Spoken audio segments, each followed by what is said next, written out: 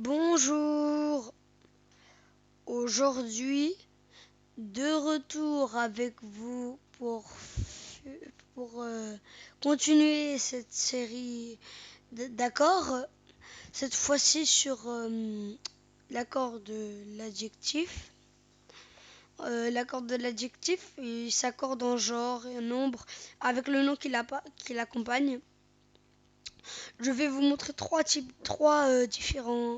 grands thèmes, l'accord en genre, l'accord en nombre et les adjectifs de couleur.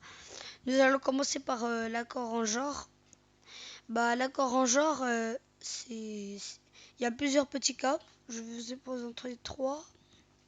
Premier, certains adjectifs ont la même forme au masculin et au féminin. Exemple, un bateau pratique, une chemise pratique, un endroit confortable, une pierre rare. Là, il n'y a aucune différence, que ce soit masculin ou féminin. Donc, c'est comme on peut dire une pierre rare ou un canapé rare. C'est écrit de la même manière. Un endroit confortable, une chaise confortable, c'est la même chose, c'est écrit de la même manière. Nous allons passer désormais à l'opposition entre le masculin et le féminin. Dans ce cas-là, la marque du féminin s'écrit avec un petit e. Alors, là, je vais vous montrer trois différents petits cas. Premier petit cas, adjectif terminé par une voyelle. Exemple, un joli manteau, une jolie robe. Ça termine par une voyelle. Manteau, ça finit... non, joli, ça finit par une voyelle. Et manteau et joli au féminin aussi. Alors, toujours dans l'accord en genre, ceux qui appartiennent à cette série... Extérieur, intérieur, inférieur, majeur, supérieur, mineur, meilleur, postérieur, etc., etc. Ensuite, les adjectifs terminés par C, L et T. Là, terminé par C, public, par QE, public, ça s'écrit de la même manière. Ça se prononce de la même manière, mais ça ne s'écrit pas de la même manière.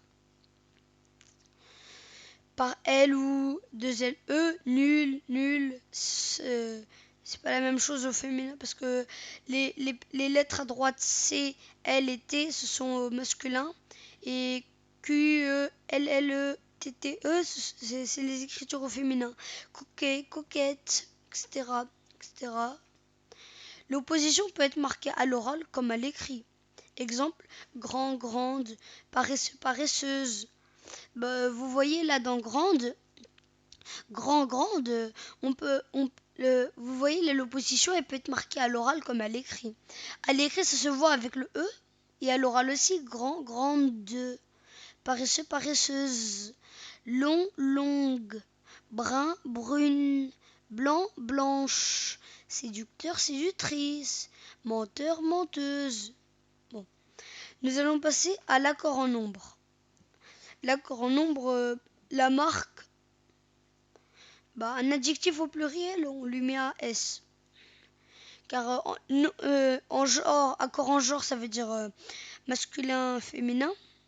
Accord en nombre, c'est singulier, pluriel. Pour ça, au pluriel, on met un S. Alors, certains adjectifs ont la même forme au masculin singulier et au pluriel.